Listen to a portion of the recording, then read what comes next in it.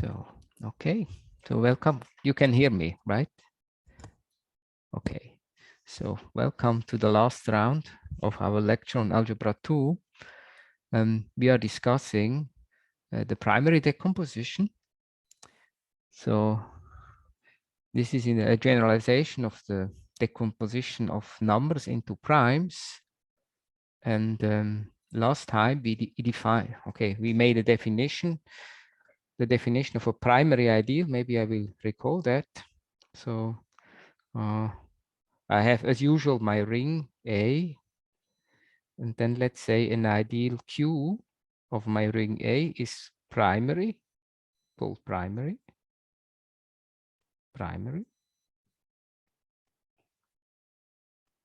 Well, if the following holds, so whenever, let's say I have a product of two elements of A that are in Q, and okay, one of the, so let's say Y is not in Q, then I can conclude that X will be in the radical of Q, right? So if I wouldn't put here the radical, this would be the definition of a prime ideal, but now it's I have more possibilities. Okay, and then what we proved, okay, several things that we proved. The radical of a primary ideal is always a prime ideal. Okay, and we say that Q is P primary. Okay. Then we looked a little bit about on that. So there is one special case that I think one should remember. Okay, let's say M is a maximal ideal. Okay, of A. So the M primary ideals are the easiest to understand. Okay. Then I can say Q is M primary. If, and then we had these equivalent conditions, maybe I recall them.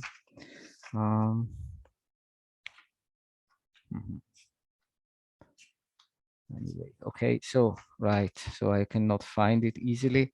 So, but the thing to remember is, this is if and only if you can sandwich Q between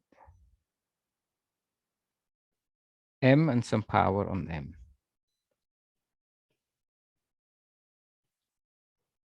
Okay, so this is maybe right. Also, we also proved that if we have an ideal, compute its radical, and this happens to be maximal, then we can be sure that the ideal was primary. Okay, this is another is like nice test. Okay, and then we proved the Noether theorem.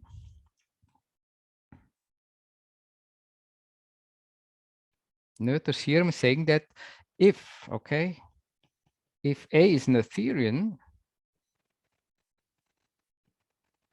then every ideal has a primary decomposition.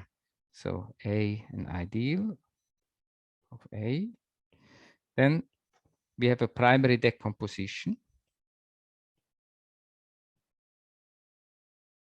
So, and this is the following. I can write A as a finite intersection of finitely many primary ideals. Okay, Qi are primary. Let's say they are Pi primary. Okay, so the existence of that is guaranteed. And then one can simplify such a primary decomposition. So I can assume without loss of generality that the radicals of the Qi's, which are the P's, that are distinct, pairwise distinct.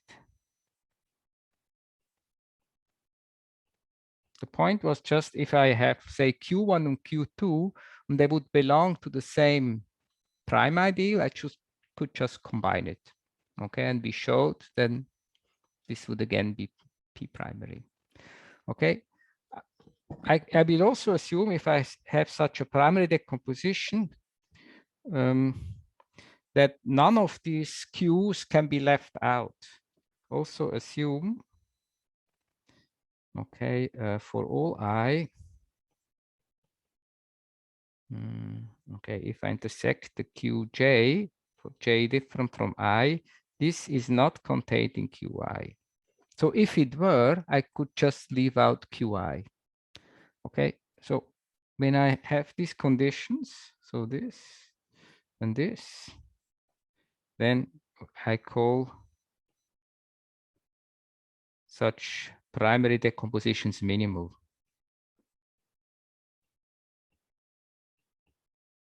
Minimal.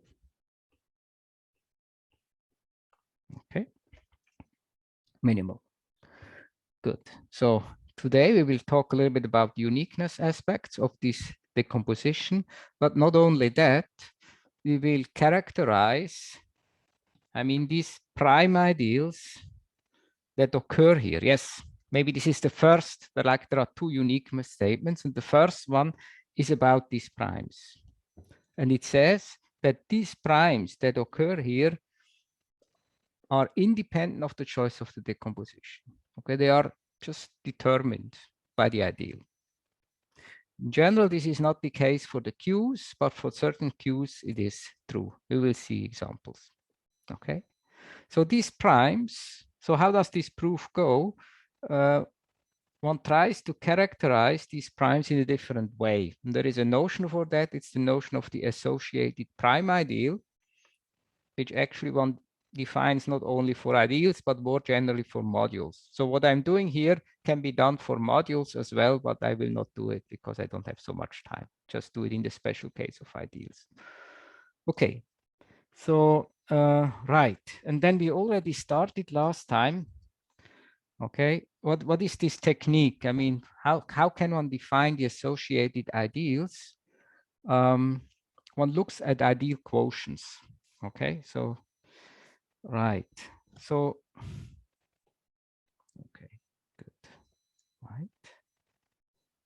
Okay, so now let's assume Q is P primary.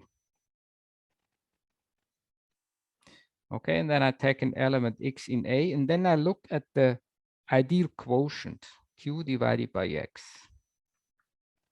Okay, so what was that? Let me recall the definition. It consists of those ring elements Y such that XY is in Q. Okay, good. And we want to determine this quotient if we can. Okay, what is clear? I mean, I think this is clear that Q is contained in it. Okay, if Y is in Q, certainly XY will be in Q. Okay, so this we can know for sure. Okay, and this is of course in A. Okay, and then we had this little, okay. Before I prove the lemma, let me, okay, this is useful to recall. Let me recall it again. I realized checking my notes that last time I had a typo.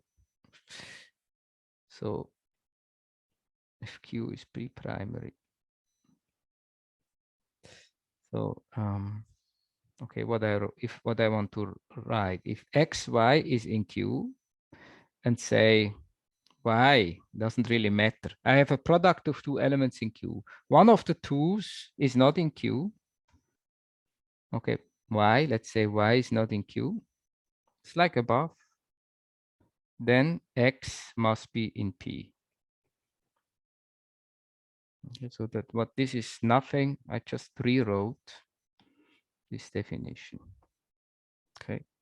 Actually, in my notes last time I put here XY not in Q. I don't know why. Okay, maybe I should fix this and upload it. It can be confusing. Or I can, of course, I can also write it this way. I will do this in the proof. So maybe let me do it explicitly.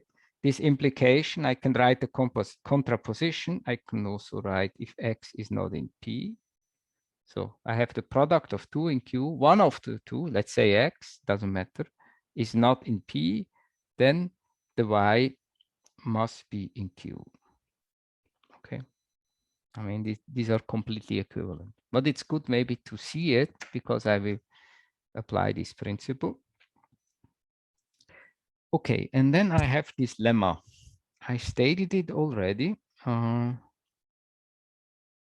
Right, let me state it again.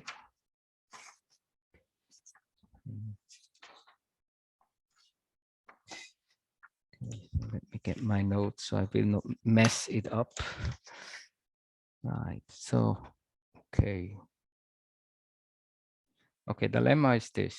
Actually, I already started proving it, but maybe because I was maybe a bit tired last time and we didn't have much time, let me do it from the beginning. So this lemma 4,4. So let Q be P primary and X in A. Okay, I'm wondering what is this ideal quotient. So there are different cases.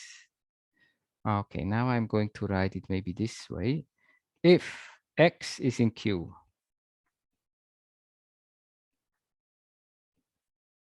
so what can we say about this? This is so easy. All right, you see, if X is in Q, and I look at the definition of the ideal quotient, for the Y, I can take 1. I can take 1. 1 is contained here. So therefore, it's immediately clear that this is this ideal. Okay. Okay. Case 2. If, on the other hand, so maybe X is not in P, then I can say that the ideal quotient must be Q. Okay, so I'm kind of in the minimal. Okay, we note that Q is contained here, but this is the minimal situation. And the third situation is the one where it's not so clear what it is exactly, but I can say for sure that the radical of the ideal quotient must be P. So if X is in P, but not in Q, then QX, so I can say this QX is P primary. Okay, this is one information. Hence, the radical is P. Okay, so maybe I don't know whether this is confusing. I like to maybe view it with a cartoon, a diagram. So maybe you have here Q, and then if this stands for P, then I have P minus Q, and this is A minus P. And the rectangle is the whole ring. Okay, now you can see what happens. I mean, if you have X here in Q, the ideal quotient is 1. It's kind of the uninteresting case. Okay, you lose all information. So it's only interesting the case where X, so we should focus on the case where X is outside of Q. Okay, this is the, and in all these cases, we know, well, if X is not in Q, then we can say QX is P primary. And we know even more if my point happens to be in here, outside of P, I even know this equals Q. Otherwise, it could be bigger, okay? But the radical is still P. So this is what this lemma says. And okay, so the proof. So 1, I already said is clear. 2, okay, I did it last time, but maybe let's do it again. I also had this confusing typo. So if Y is in the quotient, then this means X times Y is in Q. But under 2, I'm under the assumption now, X is not in P. So therefore, I can say Y must be in Q. So what I use now is exactly right. This. Okay. So this proves 2 and 3. Okay. There are two things. I have to show it's primary, and then I have to compute the radical. Let's first compute the radical.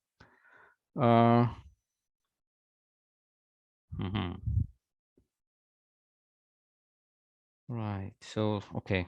So I do the following. I want to show that the quotient ideal Q divided by X is contained in P. So let's do this. I take a Y here, then this means XY is in Q. Now I assume X is not in Q. Okay, stronger assumption. Then it follows that Y must be in the radical of Q, which I call P. Okay, so it's again this principle.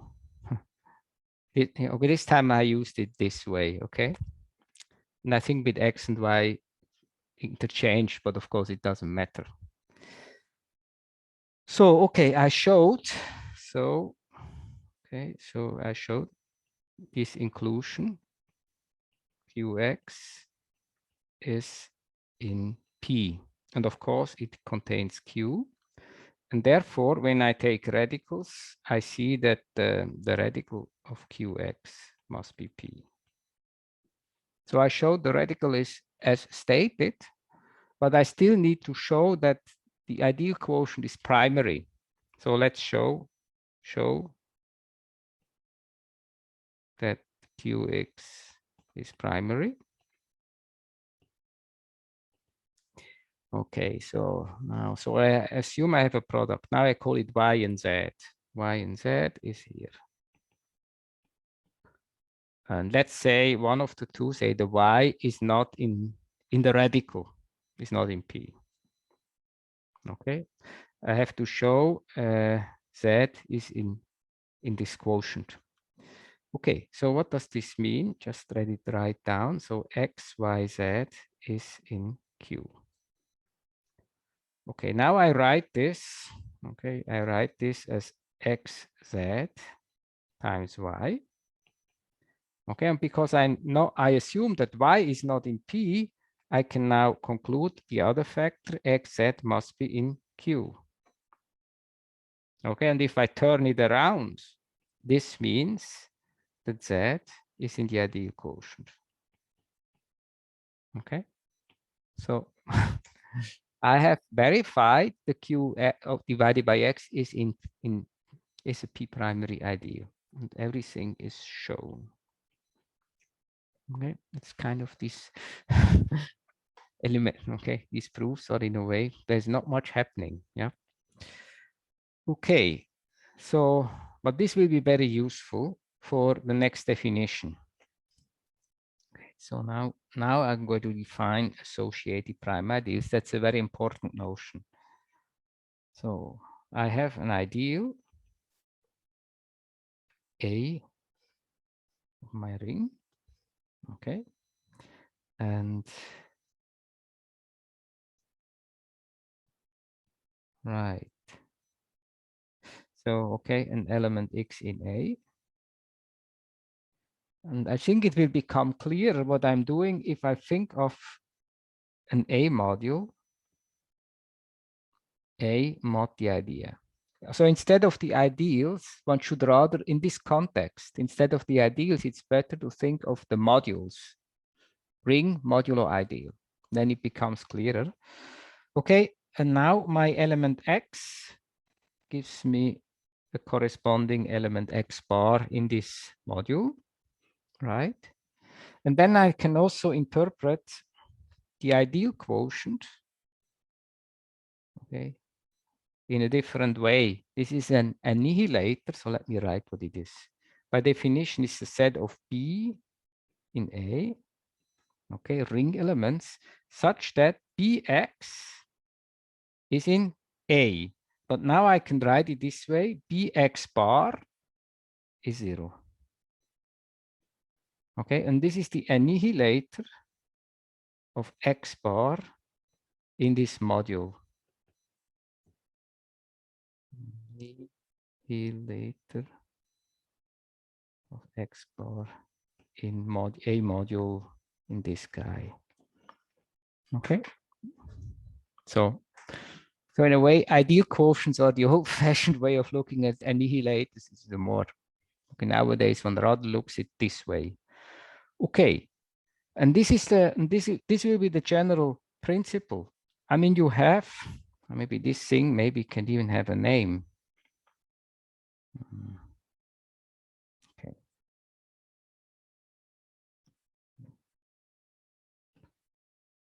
Just let's call it M. Okay. So what we have an A module M, take an element in M, look at the annihilators. These are ideals. We look at annihilators of elements of the module. And sometimes it happens that these ideals are primes. Most of the case not, but sometimes it happens. Okay. And these primes, they are the interesting ones. These are the prime ideals one defines to be associated with the module. Okay, that's the general definition. Okay, and then one can prove there are always finitely many of these primes, and one proves a couple of things. So let me do it here only for in the special case, okay, where the modules has this shape. Okay. Okay, so now I think I can now make the definition. Okay, a prime ideal P is said to be associated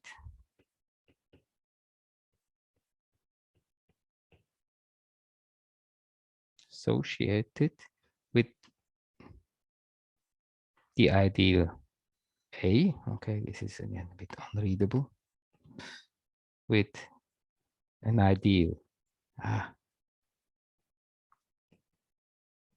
A of my ring.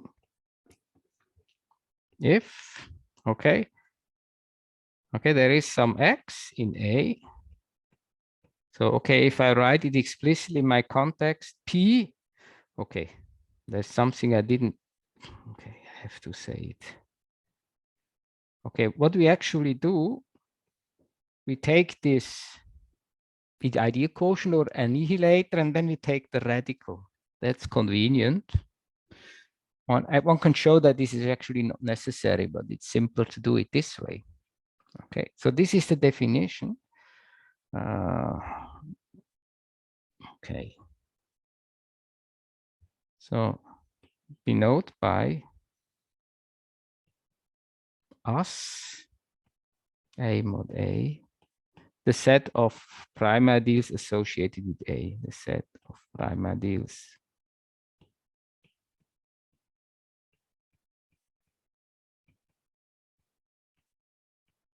Okay, you can already see from the notation that it's actually something that is assigned to the module. Okay, so this is the module. So this thing is, right. So this is actually the radical of this annihilator. Okay, you can say you have a module, take elements, look at annihilators, these are ideals, and then you can say, okay, let's take radicals. Why not? It becomes a little simpler, and then check when it is a prime ideal. Okay, so that's the definition. Okay, so now you are going to prove something very interesting, but maybe before doing so, a remark or remark. So you see, so if I have such an ideal quotient, of course, it always contains A, okay, by definition. So this is, of course, contained in the radical. So what we see any associated prime must contain A. So I can write, oh, did I want to write? So this consists of primes, of prime ideals containing A. Okay, and we will in a moment, we will understand which prime ideals those are, because these are will be the minimal ones. Okay, this we were going to show. But it consists of prime ideals containing A. Now, if my ideal is primary, P primary, then let's see what will be the associated ideals. Well, and for this, I showed the above lemma. Let's go back to this lemma. Okay, I said here, okay, if X is in Q, this is everything. It's not a prime ideal. You can forget about it. Otherwise, this quotient is always P primary. So the radical, maybe I can write in orange. So the radical of this will be P. So we see this is the only option. There's only P. There's only P. Right. It consists of P only. Okay. Good. So you can see here there's maybe this is one way to understand better primary ideals. Okay, because those are exactly the ones which have exactly one associated ideal. So one direction of this statement I just proved, and the other, okay, we will see. Okay, so here comes the theorem. That's also an important theorem. Okay, let me state that.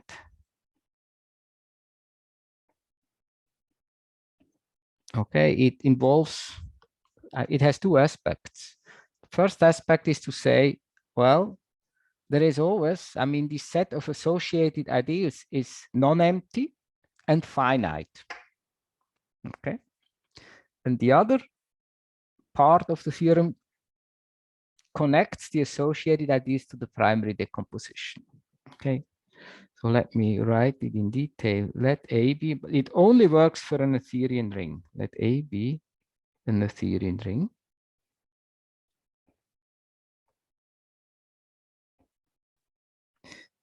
And then I take an ideal, which is not the one ideal, be an ideal of A. Okay, then set of associated primes,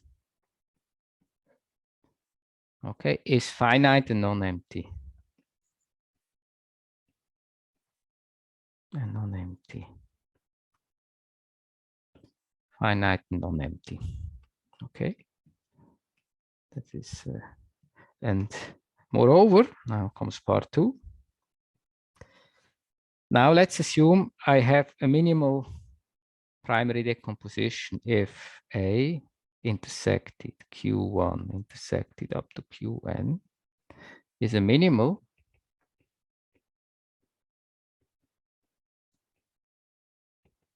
primary decomposition. Okay, then I can read off the associated ideals. I just, okay, for each of the Qi's, I take the radical. So I look at the corresponding primes. This is a collection of primes, and the statement is, these are exactly the associated prime ideals.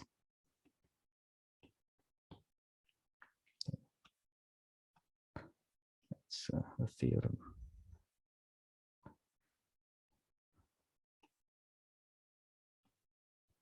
Okay. Right. Okay.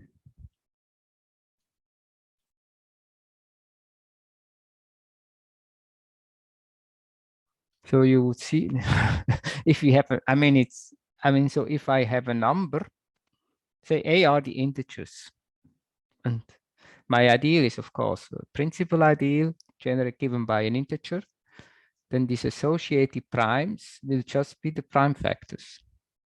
Okay, maybe the prime factors. Okay, so let's prove that. It's surprisingly, the proof is really very simple.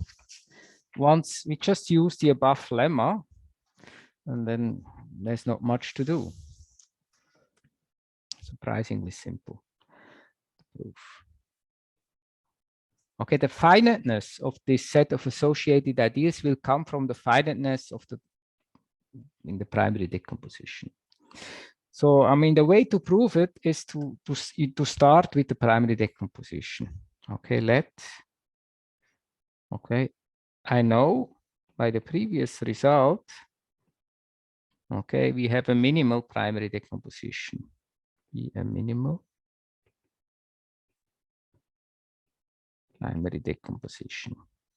Okay, that's where we use Noetherianity. Then it exists. Maybe I should say exists by theorem. This was the theorem 713. Okay, so and then I just now I take x in A and then I look at the ideal quotients. Okay, so but right. But then we know, or if you don't know, it's very easy to check that, okay, the intersection and taking quotients, they commute. So I can write this as the intersection of qi divided by x. This is a trivial observation. And then we also know taking radicals commutes with intersections. That was another observation. I mean, I think we made long ago. And I have this. Okay.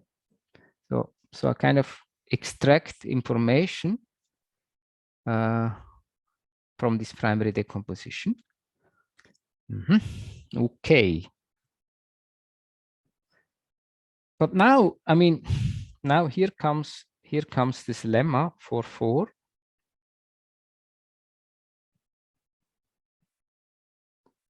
So, I mean, we can say what this is. Namely, we know if x is in qi, then this will be the one ideal. Okay, and we can forget it. Intersecting with the big thing doesn't change anything. Okay. If x is not in qi, we know that this is pi. So actually what we get here, maybe I can even put it in orange because it's really important.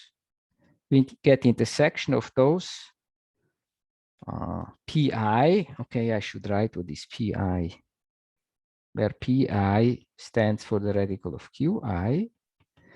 And I intersect only those pi with the property that x is not in qi. Okay, so this is a very important step in the proof. I hope it's clear. Okay. Only if x not in qi, it survives. You get pi, otherwise you get 1. It's not visible anymore. So once we are here, I mean, once we see this, the proof is almost done. I mean, this is really the essence. Okay, but let's go step by step. Okay, so maybe I put here a star. I can refer to it. That is the essential thing. Now let's check. I want to show that the associated ideals are just P1 up to Pn. So let's go very slowly. Suppose,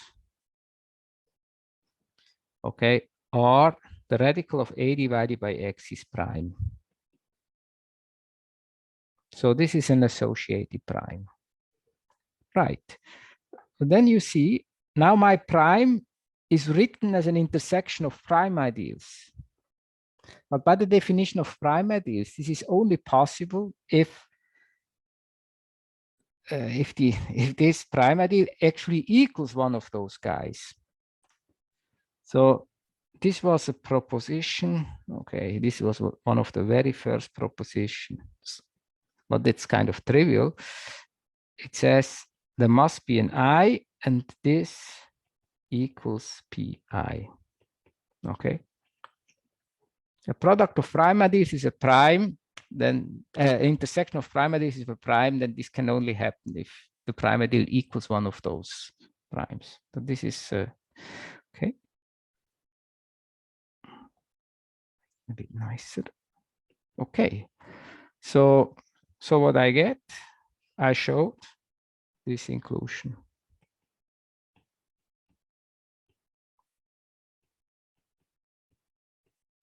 Okay. And the other,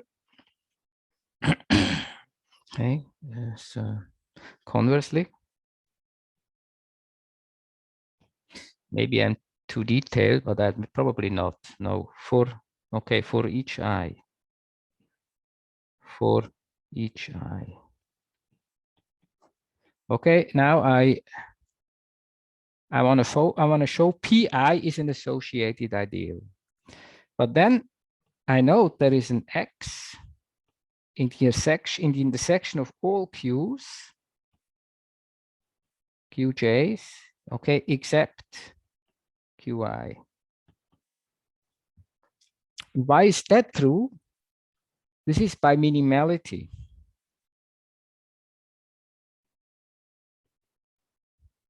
Okay, I must find such an x. Otherwise, this would be contained in qi, and I have excluded that. Okay, so I find such a point x, and this is what I need. Then by star, I can say, now I can compute the radical of a divided by x. Yeah, it's this intersection of these primes. But there is only one here that survives, namely the pi. Only pi survives. All others are not there. Because for all j different from I, x is in qj. Okay? And I don't see it anymore. Okay, there is only one contribution. Good. And so what I see, my pi is indeed an associated prime ideal. So we showed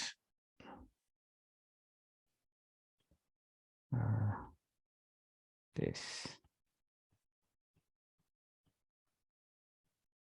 And I think everything is shown now. We have shown this is finite. It is non-empty. Okay, there must be at least one. Okay, this decomposition, the primary decomposition, n must be at least one. Otherwise, A would be the one ideal. Well, and we have this, what I claimed. So everything is shown.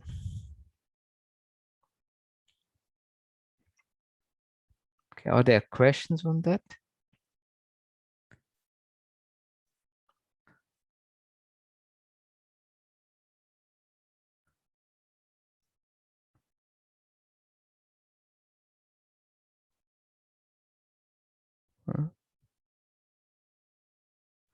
So I think the key is really to make the right definitions. The proofs are not difficult anymore once you have the right definitions. Okay. And it's not easy to compute these things. Let's do an example. Okay, an example. This is a standard example. It's, I think, in every book. Okay, I will illustrate also in this example the non-uniqueness, some interesting phenomena. I take the polynomial ring in two variables over a field. So, as you may imagine, if it's a principal ideal domain, I think then essentially I have prime factor decomposition is nothing new. But here already polynomial of two variables over a field shows interesting phenomena. And here is my ideal. It is the ideal generated by x squared and xy. Okay. Now the task is to compute a minimal primary decomposition. Okay. So how will I do it? Okay. maybe I write it as a claim. And then we verify it. I claim I can write it as an intersection of two primary ideals, P1, which is prime, and P2 square, where P, let's define what is P. P1 is the ideal generated by X. It's a prime ideal. And P2 is the ideal, okay, we write it here, generated by X and Y.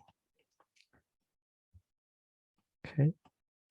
So, okay, I want to show this by computation, so maybe proof. So let's P2 squared is the ideal generated by X squared, XY, Y squared. Okay, and here I deal with monomial ideals.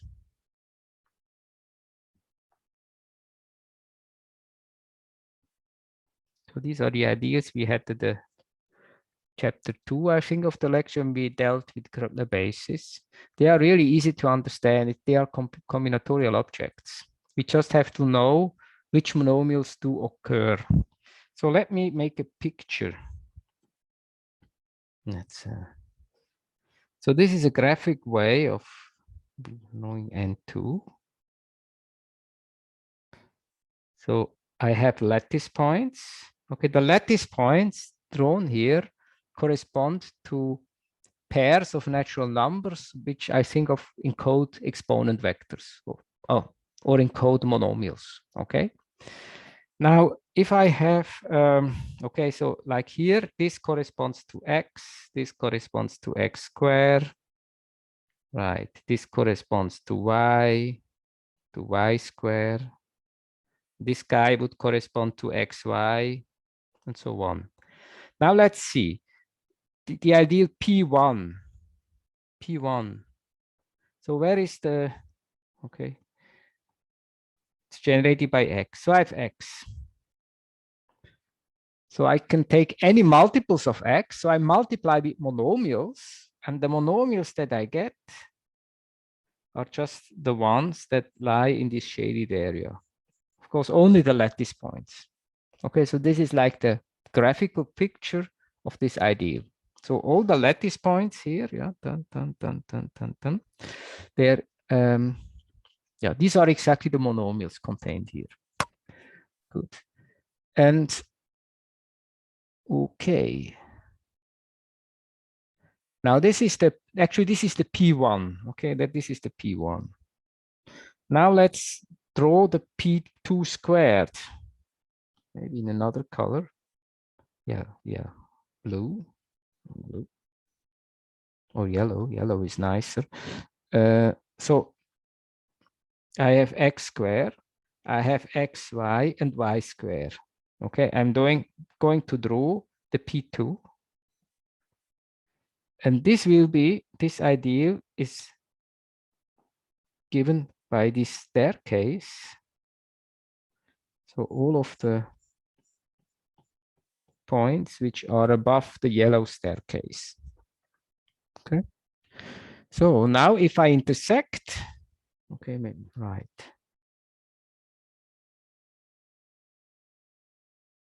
Somehow I want to make it nice.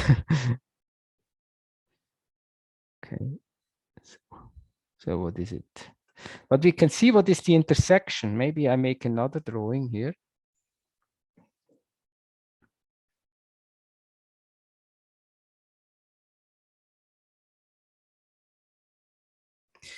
So, okay, the yellow and the orange intersected gives me, maybe this I put in red.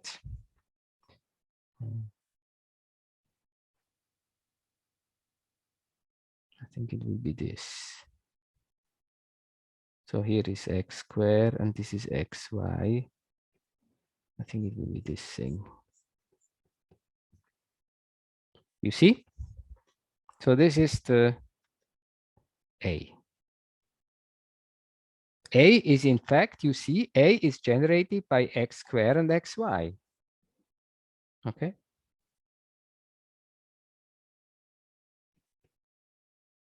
So this is like a graphical proof showing the claim. Okay, so now you can see these primary ideas. Okay, so, and this is a minimal decomposition. Why is it minimal? Let's see. Decomposition is minimal. I mean, P1 and P2 are primes and they are different. These are prime ideals and they are different, obviously. You can see it from the picture.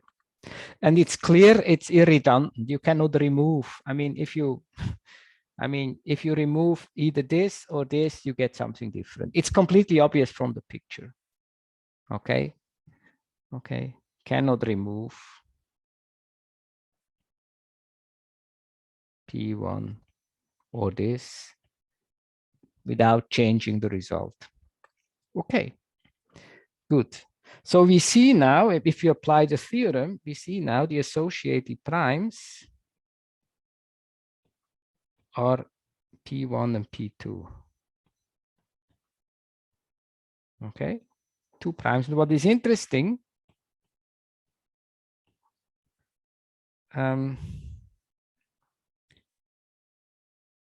right, so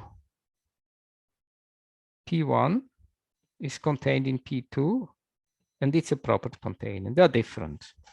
So I get 2 associated prime IDs, but one is contained in the other. Okay, right. So this even, okay, right. So maybe people in algebraic geometry, they have some, okay, let me try to give a, okay, what this means geometrically somehow. Okay. I think of the zero set. What is the zero set of P1? Okay, the zero set of P1 is okay, x equals 0. Okay, so I look at the zero set. This is a line, okay? The vertical line. This corresponds, geometrically, it corresponds to P1, the zero set.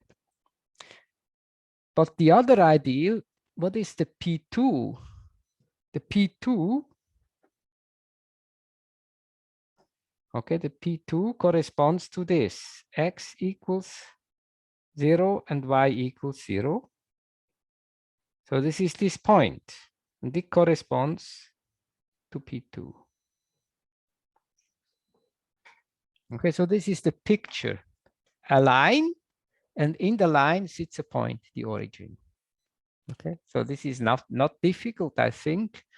However, now we look at this ideal A, and now we see A is the intersection of P1 with P2 squared.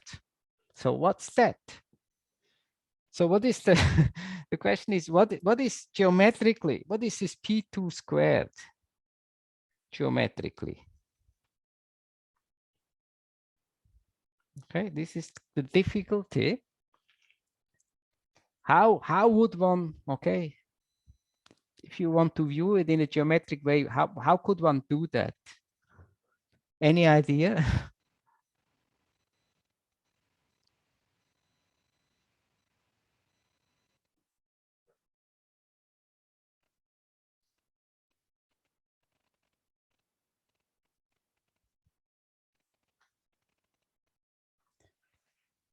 Okay, maybe I'm talking too much. The idea is this should, if you think in terms of functions, the P2 consists of those polynomial functions vanishing at the origin. Now the P2 squared kind of encodes the function that vanish at the origin to first order. So if you think of a polynomial, it has a constant term, it has a linear term, a quadratic term, and blah, blah, blah. Now that the polynomials here are in the ideal, okay, where was it? Here. Here. It means in this decomposition, the polynomial starts with the quadratic term. The linear term vanishes. So these are like the functions that they touch the origin, okay? So in a way, you should think of, this is a bit hard. So this P2 square, sometimes people in geometry, they think of it as a fat point. It's kind of the origin and an infinitesimal neighborhood of that point of first order. So this is somehow the intuition for that, okay? So one can see that, if you look at ideas that are not prime ideas, there is somehow implicit the notion of vanishing of higher order multiplicity. So that's right. And it's not easy to understand. Okay, but let me go on, otherwise I will not finish. But now I want to show you that it is not unique. Minimal primary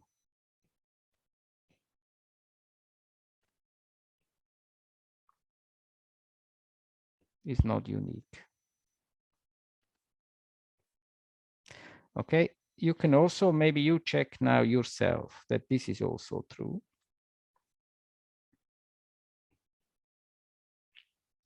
Okay, I claim this is also true. This is also minimal, also minimal.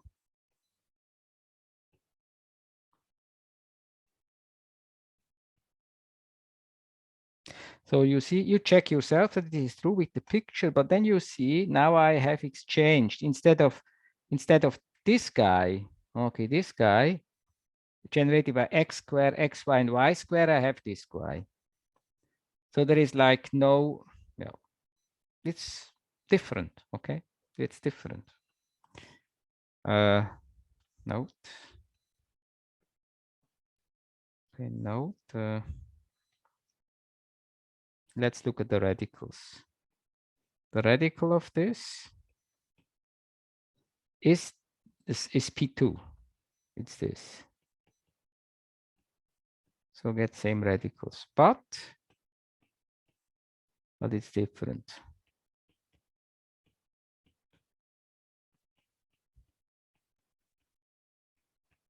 This is the P2 squared. Okay, it can be seen from the picture very easily that these are different. Okay, so we see we have two different decompositions. However, we also see that if we take the radicals, also in this decomposition, we get P1 and P2. So as predicted by the theorem, the radicals are uniquely determined, but the prime ideas sitting above it, if you want, they are not unique. Okay, so this questions?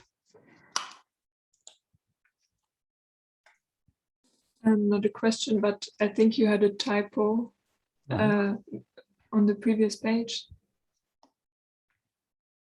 It should be P1 intersected with P2 squared. It's just a minor thing, but I guess it could be where confusing. exactly is it? At the bottom, where it's colorful. All right, thank you. Correct. Thank you very much. Right. Good. Okay. So good. Let's make now a definition. Let me define what are minimal and embedded prime ideals. So, okay, this is select. Now, okay, as before, the associated primes I denote by P1 up to Pn. Okay. Okay, the minimal elements with respect to inclusion, the minimal elements of this set with respect to inclusion, okay, are called the minimal prime ideals. Just or Minimal. Sometimes they also called or isolated. Is another word that is common. Isolated prime ideals associated with A.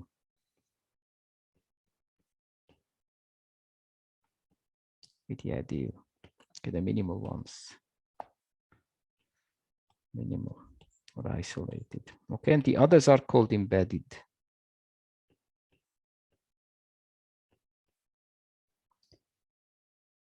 And these are the ones that cause the headache. They're called embedded primes. I just say of A, okay, I'm short. So instead, associated with is a bit awkward. Okay, so in the example, we have two primes like we had, like here it was. We had this like P1 and P2. Okay, strictly contained. And the P1 is this. This is minimal. And the P2 is embedded.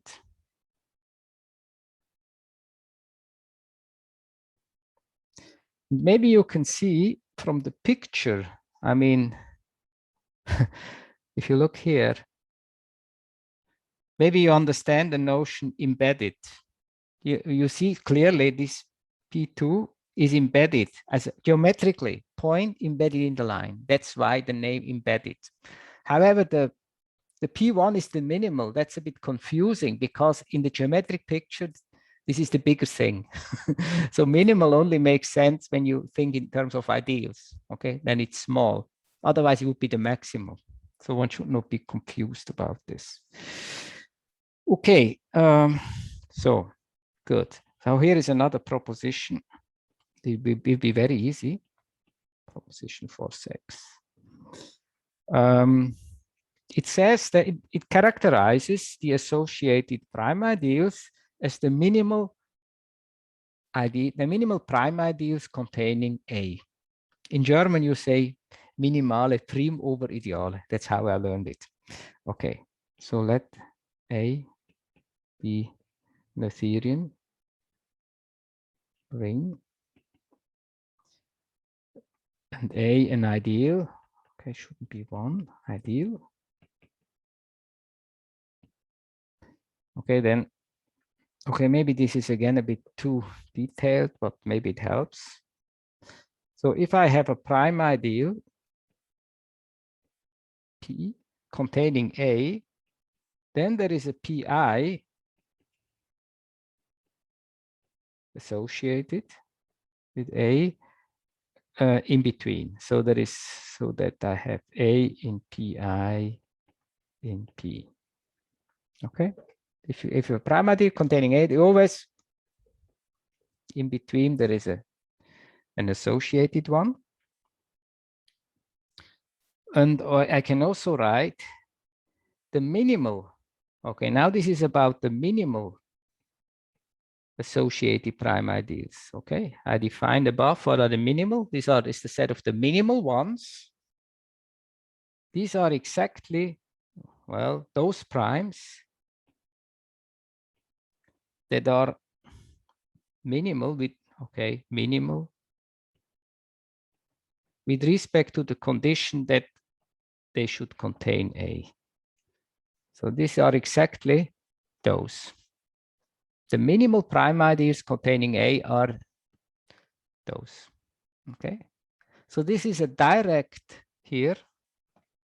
This is a direct geometric characterization of these things. However, for the embedded ones, I don't have such. It's okay, more complicated. Okay, good. Proof. Okay, there's not much to do. So I have my minimal primary decomposition. Then I write Pi for the radical of Qi as before. Okay, so I have my associated prime values consist of P1 up to Pn. Just to, I mean, it's the same notation as before. So now, okay, statement 1. So if A is in P and P is prime, so then what do? I go to the radical, okay? I have here this. I go to the radical. The radical of A is then the intersection of the radicals of the Q's, which is intersection of the P's. And then I know the intersection of P1 up to Pn is contained in P. Okay. And then by the same proposition from the first chapter, this is only possible if for some I, Pi must be in P. So this is this proposition 111, I don't remember. But this is a very basic thing. Okay, that's what I claimed. That's it. And the other, okay, what else? Okay, let's prove 2. So let's be very, I prove equality of 2 sets. I'm very careful. So let's do this inclusion. So if P is minimal,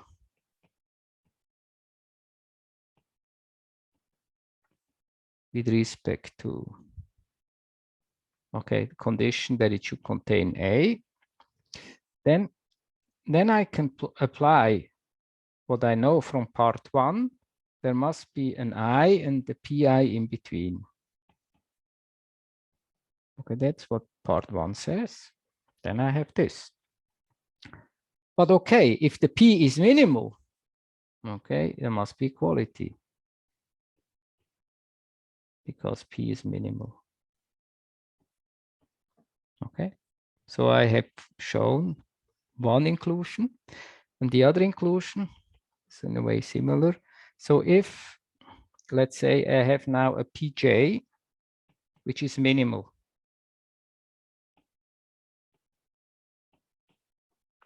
Okay. What do I want to show? I want to show it's in the right-hand side. I want to show minimality. So if I have that, and let's say Pj, okay, sorry, I don't want to do it this way. I want to, right, let's assume I could make it smaller. There would be a P containing A, but in Pj.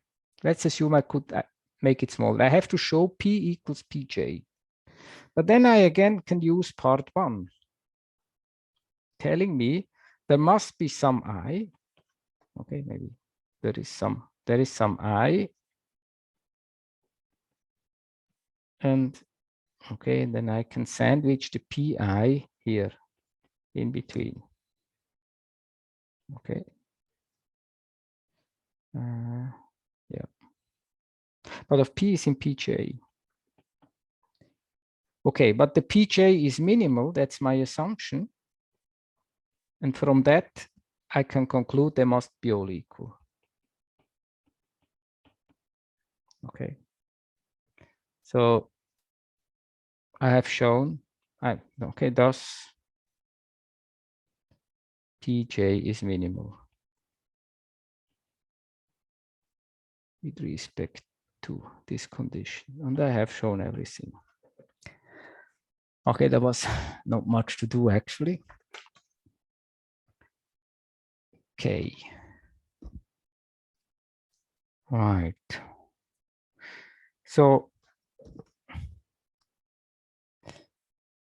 maybe there's another. Okay. So what are these? Okay, so what we learned. Okay, so somehow, maybe, I don't know. All right, so you graphically, I don't know, graphically, maybe color.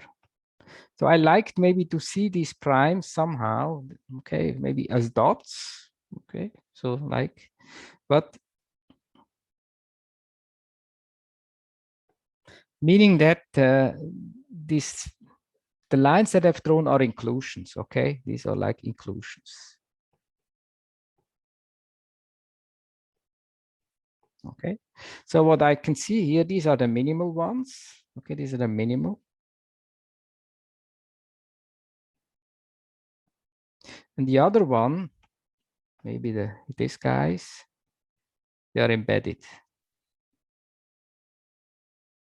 Okay, so you see there is some combinatorial structure here. So you have the set of associated primes with the inclusion order. It's a partially ordered set. That can be quite complicated. And right. Okay. And we kind of understand better the minimal ones. Now, but what is the union? Okay, but what we can say, the union and the intersection of these primes, they are easy to characterize. This is the next proposition. 4, 7. Okay, so what do we have? Okay, if I have a minimal, okay, minimal primary decomposition, minimal primary decomposition. Okay, as before, Pi is the radical of Qi. Okay, then the union of these prime ideals. Okay, what is the union? Right? You see from the picture, it makes a difference whether I take the union of all associated primes or just the minimal primes. This will not be the same. Okay, this will not be the same. Okay, and this is the set of, okay, I can write it this way.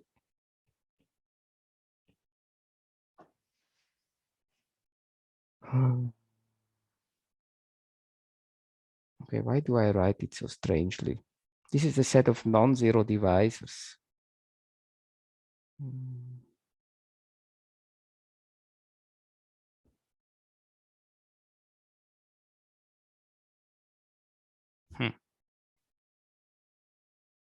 I'm wondering, why do I say it?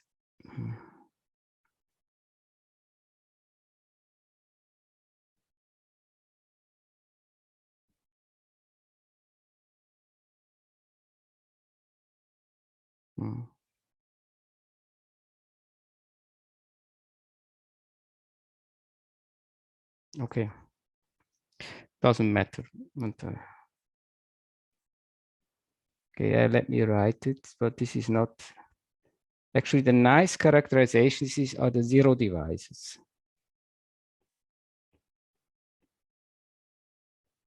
Okay. So the union of all these primes is a set of zero divisors. And the other statement is this, the intersection of the primes is the set of nilpotent elements.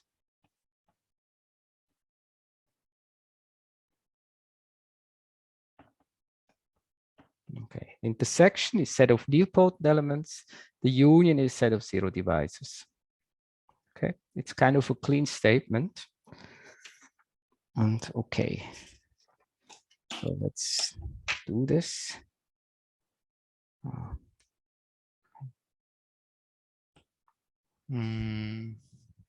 Okay, it's not important, but for the, for the proof, one can, without loss of generality, we can assume A equals 0. Okay, I pass to the quotient. Okay, so I did it also already before. Then note,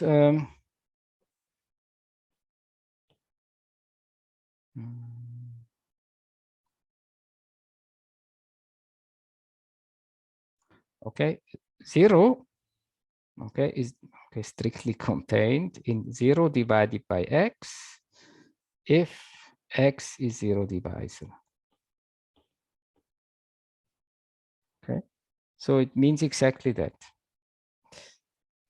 Okay, and okay, quite some time ago, in the first chapter, we had the characterization of the zero divisors. I don't know whether you remember. The zero divisors, of A, a set of zero divisors. We showed this is the union over all x different from 0. And here, okay. Okay, the way we wrote it, it was this. Let's take the annihilator of x radical. So, and the annihilator of x is this. So without the radical, this statement would be completely trivial, but in chapter 1, we made a little argument why it doesn't matter when we take radical. So, but it's a rather minor thing. Right, and so, okay. So, but now once we have this, okay, then it's rather easy. So now I have my minimal. Now A is 0. 0 is intersection Q1 up Qn. This that be the minimal, a minimal primary decomposition. Primary decomposition.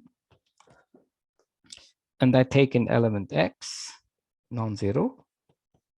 And then I just compute. Actually, what I do, I look at the proof of the theorem that I showed you before, the 4-5. Okay, I'll just look what happened in that proof. And then what I see is this. Okay, so 0 divided by x. Okay, it's the intersection of the qi divided by x. Okay, then I can take the radical. Maybe let's do it directly, the radical.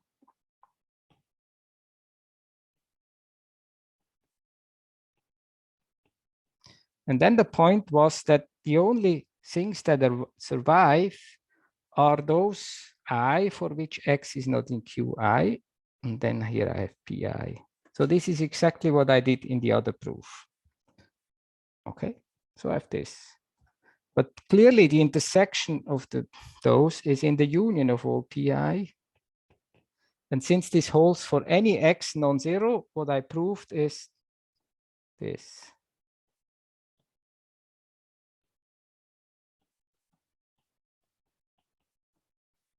Okay.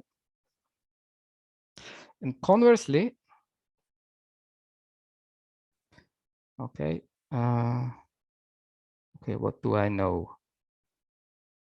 Okay, I know for all I, there is an xi such that pi has this shape. So because every pi is an associated ideal, okay, it has this form. And I did it in the proof of theorem 4-5. So therefore, I see we have equality. Therefore, equality above.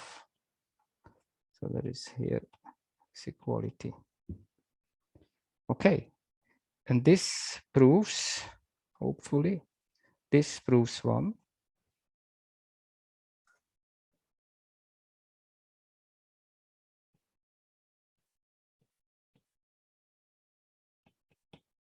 Okay, so maybe I should, right.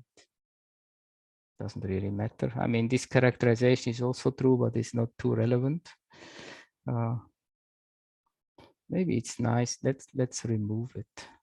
It's confusing. Put it this way. Okay, and the others two.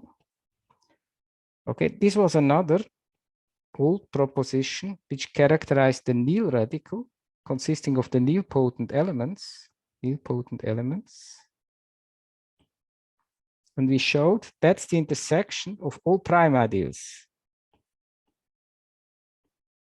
Okay, that's the intersection of all prime ideals. But now if we use what we just learned before, where is it? This proposition 4-6 about the minimal prime ideals. Well, clearly, I mean, it's enough to intersect only the minimal prime ideals. Okay, this is the 4-6. Instead of intersecting all, is enough to intersect the minimal ones. Okay, in every is a minimal one. And the minimal ones, these are these PIs. They come from the primary decomposition. Okay, and I have, okay, the proof is finished. Okay.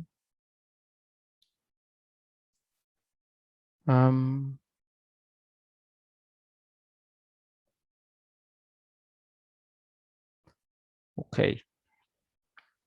I have 10 more minutes. Or are there questions?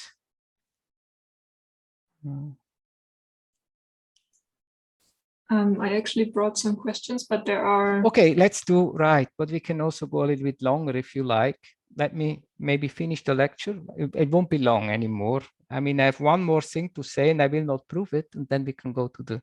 Actually, I explained a lot today. I assumed I would take less time, but somehow...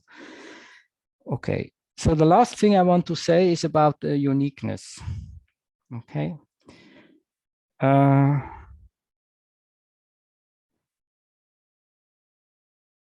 Okay, so this is the...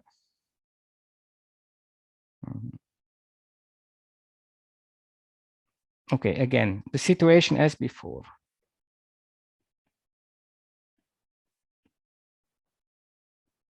Okay, this is a minimal primary decomposition. Okay. And okay, I recall what I said. The pi is the radical of qi as before. Okay, and we know, what do we know? The associated primes, these are the p's. In the associated primes,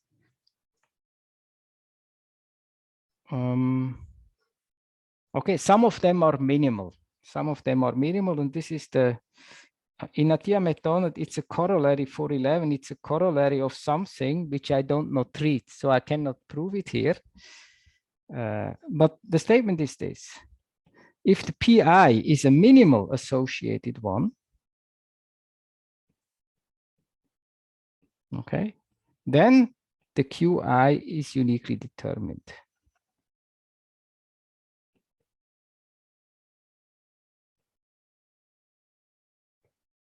By A.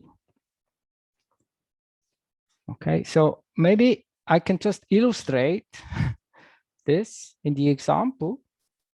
You see, where was the example? This one. Oh, we have two associated primes, P1 and P2. And the minimal one is the P1. Okay. And what is the Q that belongs to the P1? That's one. Okay, this is the Q1. In both, I showed you two decompositions, but in both decompositions, we had P1. We had P1 here, and we had P1 here. So in both cases, okay, this is also P1. Okay. However, for the other, okay, where is it? Oh my God, here. Corresponding to P2, here we had P2 square. And here we had something else. It was not unique. So the primary components belonging to minimal prime ideals, they are unique. Okay, that's the statement. Actually, the proof is not too difficult using localization, but there is no time. So I think, so we have this partial uniqueness. Okay, so the primes are uniquely determined. These are the minimal primes. The primary components, the Qs, are unique when they belong to minimal primes, otherwise not. Okay, I think I will stop here. So I think this is okay, the most important things I said about the primary decomposition. No time for dimension theory, unfortunately, but that's how it is. Okay, thank you. So maybe I stop the recording and then we can move to questions.